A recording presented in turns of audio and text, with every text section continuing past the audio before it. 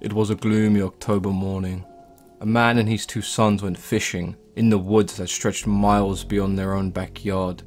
His wife watched from the kitchen window as they disappeared into the trees. Hours passed, and the wife began to worry. She had not heard from her family since they had left in the morning. The dinner she had prepared for them had gone cold. After another hour of waiting, she decided to go out and look for them. By now it was almost completely dark. She ran through the woods calling out their names, but there was no reply.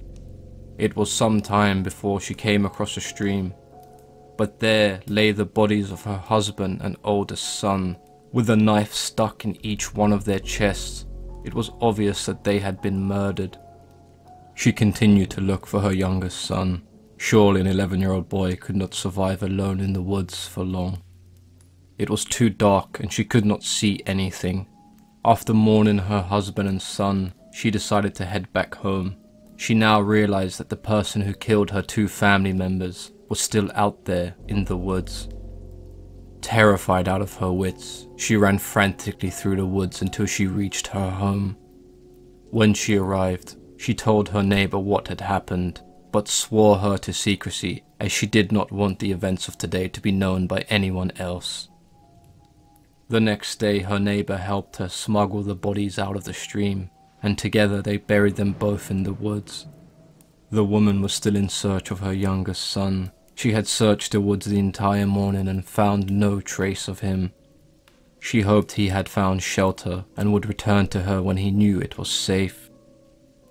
She had been digging her husband's and son's grave all day and she was exhausted from the work.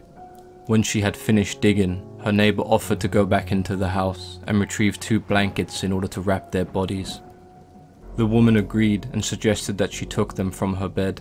Nearly 3/4 of an hour had passed and the neighbor had still not returned. The woman decided to go back to see if her neighbor was okay. As she arrived, she began to climb her stairs. She opened her bedroom door and was horrified at the sight. She screamed, for there on her bed, near the open window, was the severed head of her youngest son and a knife. The neighbor, nowhere to be found. If you've enjoyed this video, then please go ahead and leave it a like. Consider subscribing if folklore and mythology is something that interests you. If you have anything you'd like to discuss or have any ideas for future videos, then please go ahead and let me know in the comments below. As always, I've been your host, Mythology and Folklore Explained.